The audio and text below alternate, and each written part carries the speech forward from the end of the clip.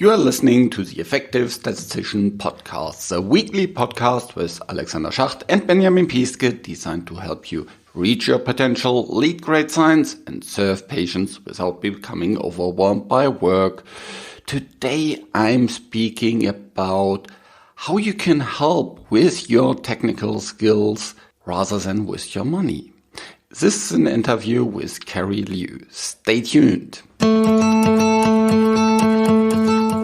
There's a lot of community charity work that we can all do, but there is not a lot of work where we can actually maximize our impact by using our specific skills as programmers, as statisticians, as data scientists. And this is what this episode is about. So stay tuned. This is a really cool one that I think many will find really helpful. Speaking about being helpful, this year's PSI conference in Gothenburg in Sweden is again a face-to-face conference. Crossing fingers that everything will work out fine. But there's a lot of great content coming. There is lots of sessions from the different special interest groups. I'm really looking forward to the one, for example, from the visualization special interest group, from the real world evidence special interest group, from the newly created launch and lifecycle a special interest group. Lots of great stuff together with awesome networking. I'm really looking forward to this. I'll definitely be there. So see you in June in Gothenburg for the PSI conference. Just head over to psiweb.org to learn more about this conference and see you there. Welcome to another episode of The Effective Statistician. Today I have a special guest, and that is Carrie. How are you doing? I'm really good and hope everyone having a lovely Christmas and starting a new year. It must be hard in January when it is so cold and we're starting to work but we're all good. So I'm fine. And you? Very good. Yeah, it's kind of in the middle of January as we are recording this and are starting in the new year. Carrie has some great plans in the new year. But before we talk a little bit about the topic of the episode, maybe you can quickly introduce yourself and your background and how you got into data science and statistics. Hi, everyone. So my name is Carrie, obviously, and then I am the analytic consultant from a company called Hypatia Limited. I set up this company in 2019. The reason is I would like to do some project with corporate client, but at the same time, I would like to spend more time with pro bono or charity project. So that is the setup of the company. And as for myself, my background is mathematician. So I do have 2 master degree in statistics, but I normally don't call myself statistician because I think that is more than just statistics and logic and everything else that I do as well. So that is the reason why I prefer to use mathematician to be a scientist as well.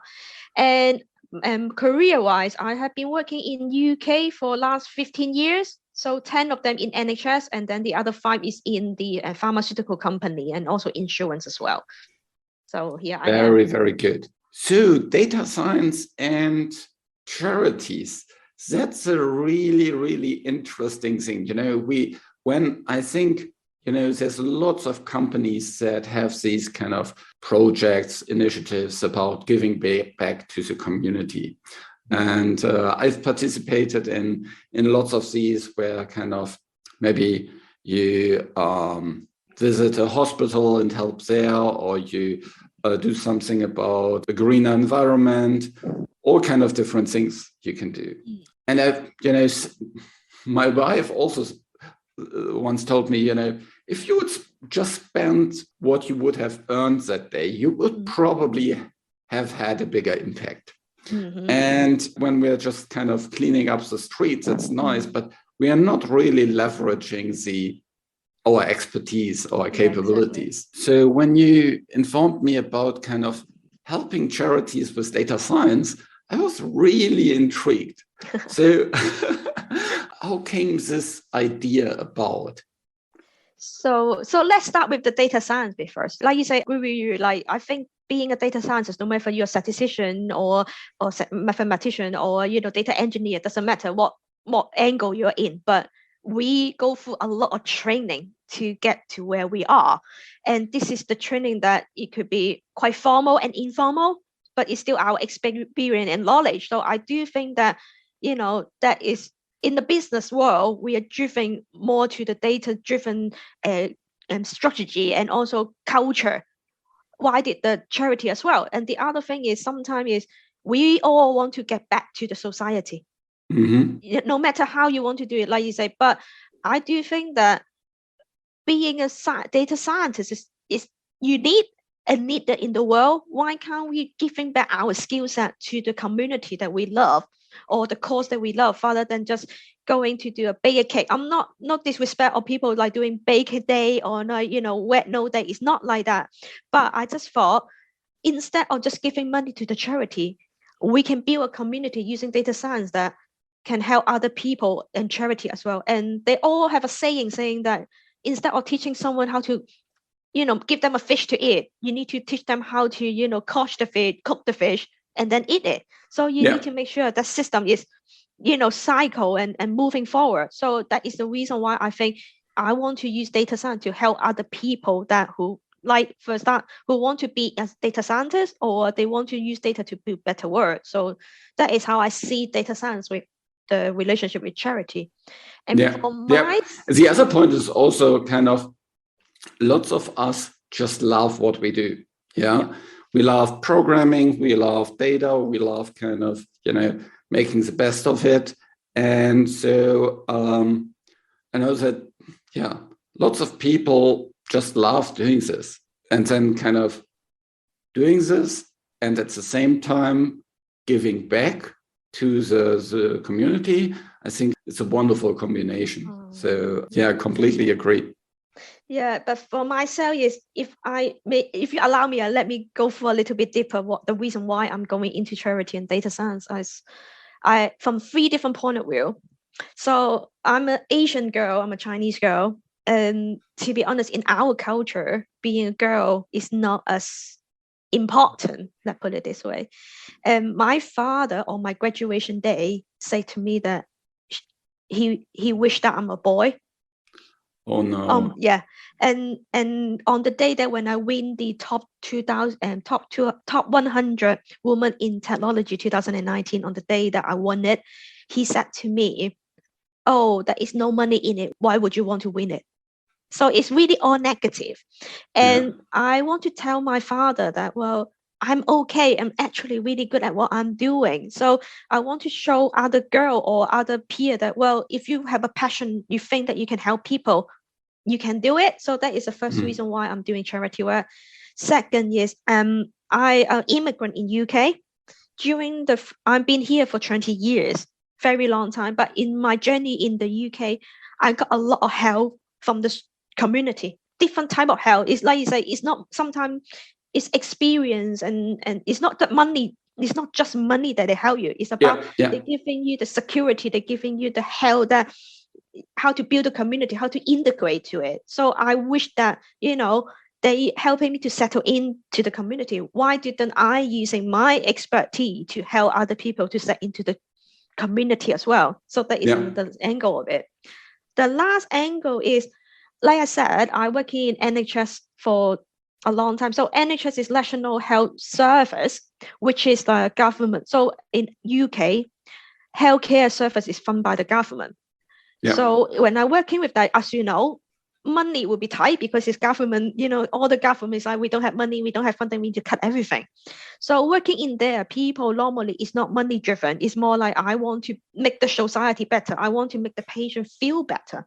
But having said that, because of no money in it, so you're losing a lot of people that who really skilled. I mean, we all need to survive. So financially, some of them, some may need more than the other. But at the end of the day, we all need financial to support us before we can go other things.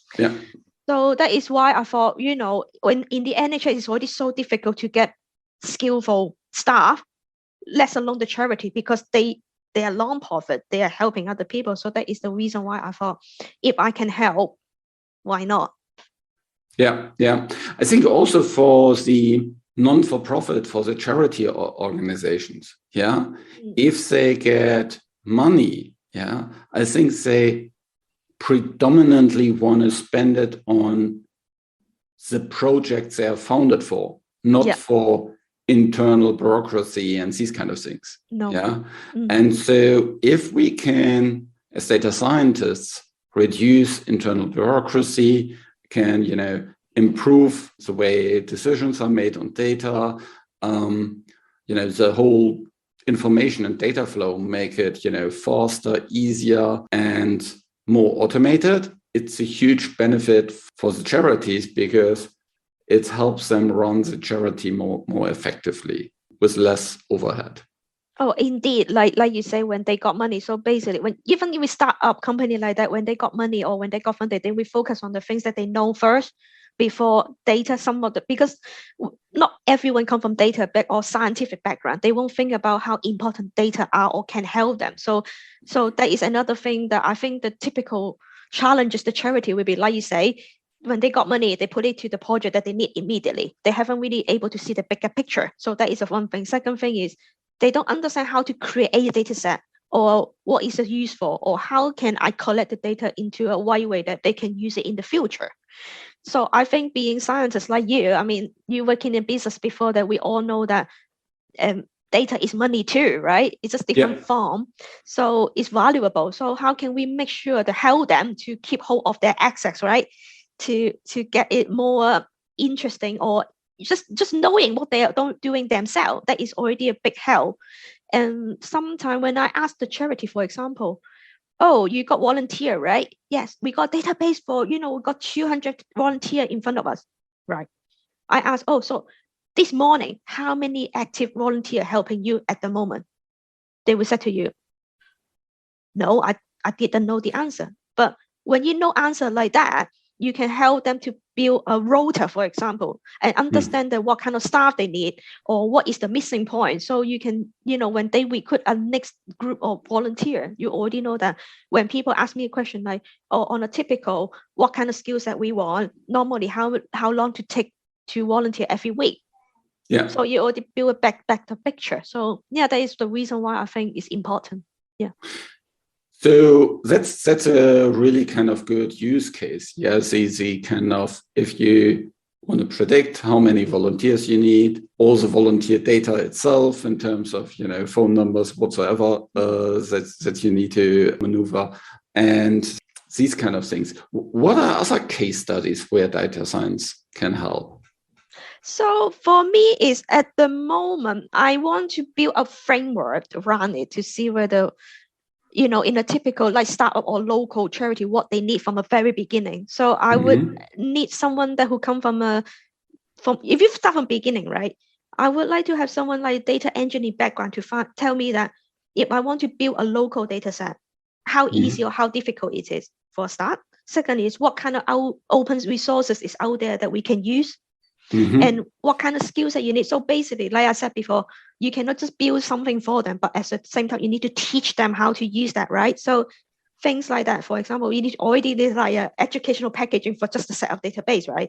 And the next step is how can we use the data? What kind of data set we need? So we need to understand is like what kind of question the charity or business case, I mean, in the business world would be like, what kind of question that we want to answer? What is our target for the next 5 years? And then after we know the 5-year plan, we need to chop it down to like yearly. What is the milestone in every single year? How can we measure it? How can we make sure that we got enough information for me to make the next milestone decision? Yeah, so I think here it's important to kind of take a step back, because there's other organizations where data scientists can actually, help as data scientists to help charities. The problem there is that the charities need to kind of define what they want the data scientists to work on. And as we all know, people don't really know what they need. Yeah, unless it's a really big organization that has, already an IT department and whatsoever, then of course people know what they need and they can, work with highly skilled data scientists. I think the difference of Carrie's organization is that it's targeting all these huge number of small charities that don't have yet an IT department, that don't know what questions to ask, and to set up a framework that can help all these different smaller charities to work more effectively. So it's less of a bespoke approach for each of these big charities, but more kind of creating a framework, creating a kind of a modular version that can then be replicated and kind of adjusted a little bit for many of the smaller charities. Because I think lots of the charities will have very, very similar kind of data challenges, like managing their volunteer data, managing their finance data, managing their kind of the things that they do in terms of outreach, in terms of promotion, in terms of, getting sponsors, raising funds. All these kind of things are very, very similar for lots of the different charities. It's just that, one charity may help people, another charity will take care of the local forest, another charity will kind of look after the kindergarten and whatsoever. Yeah. So the content itself may vary, but the fundamental underlying questions are very often similar, isn't it? It is, yeah, definitely. Like you say, it's like we trying to do the same thing, but the thing is, we're trying to make sure that we give them a best practice example. How can we moving forward? And when, like you say, it is hard when you don't know what to do. So that is why we can, as an experienced data scientist, we can come and help them to, guide them. What is the best way to ask the question? What is the best way to use the data? So help them to save time with our experience. Yeah, basically to give them some kind of common operating system that they can work through and leverage their data in the best way. Yeah, and I think that's, exactly like you said, the first step in this, having is, people that have more kind of a data engineering approach, that know how to kind of save all the data, collect the data, extract the data, load the data. Yeah, so these kind of things. Yeah, exactly. And like you said, when we got the data, we can do the next step. We can have a statistician to find out the modeling for doing predictive modeling, for example, create algorithm like AI to find out that, well, what kind of, which location is more needed for them to help, for example. And afterward, we can also have people doing data visualization, for example, that is from a more design background to, marketing that better story out. So like I say, it's not just one type of people that you need. Is when we're working in the project, we need different type of expertise to make the work to the best, if that makes sense. Yeah, yeah. And the idea is basically to have, each project, basically builds a new module that then can be reused again and again and again. Exactly. So over time, we get more and more modules that we can, just stick together like Lego parts. Yeah, exactly. Parts. Just like our programming, right? We got library, and then whenever we need the packaging, which is any packaging that we need out to mix and match to do our project, right? So that is how I'm trying to do, and also looking to talk to different people about different expertise as well. So for talking to you is great because you got a lot of data scientists people that are around you. But the one that I need help the most is about I know a lot because local small charity is very difficult to find because they have no money or no people to do marketing. So sometimes, so another thing I would love to help is that I would like to talk to people that come from a local charity background as well to find out that what is the best way to moving forward. And also, like I said, we as a data scientist, we're working in data set. Great, but we don't understand the charity sector work. So it would be great as well that to have them on board to tell us that, well, from a real world point of view, how local charity work as well. That would be really beneficial.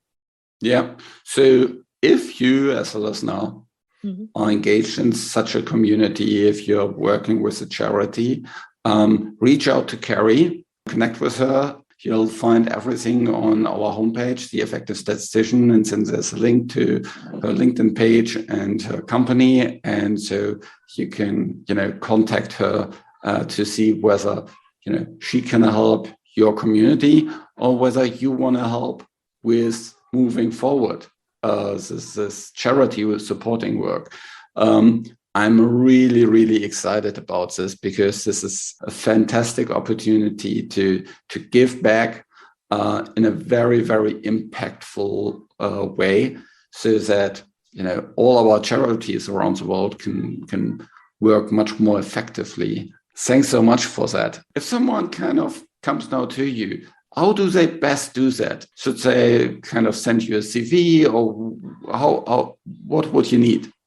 At the moment, I would say if you drop me an email, and then we can discuss what is the best way to moving forward. Because like I say, at the moment, I do have some project on the go that I need help. But the thing is, it's easier to talk to, not say one-to-one, but easier to talk to in the email to find out that if you can email, tell me that what kind of expertise you got, what kind of toolkit that you use, or what, another major thing for me is, everyone got different priority on charity. So some like animals, some like children, some like, elderly people. So if you can also let me know what type of charity that you want to help, that'd be great. Then we can do some, mix and match, saying that, well, if I know that you're interested with children, that is like children project that I'm doing, I would definitely, contact you, say, hey, there is some help for children if you, closer to your heart. Yeah.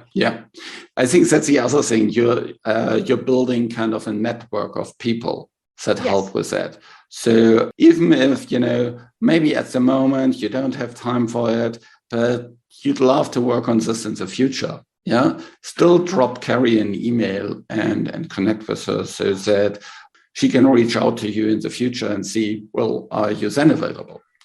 Because, these projects come and go over time, and maybe there's something in the future coming up.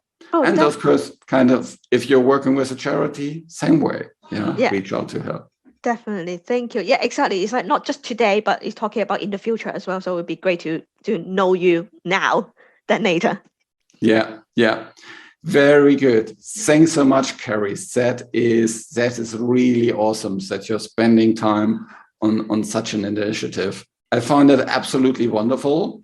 And as we talked, I'll continue to support you with my knowledge, which is maybe more on the marketing and external communication side, as well as kind of how to move overall the business forward from a strategic perspective.